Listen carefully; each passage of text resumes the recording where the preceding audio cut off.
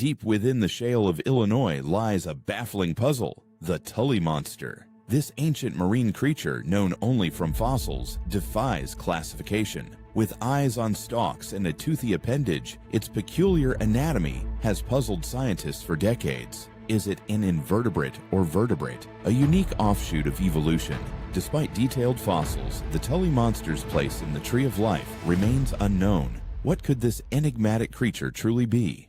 Share your theory in the comments below.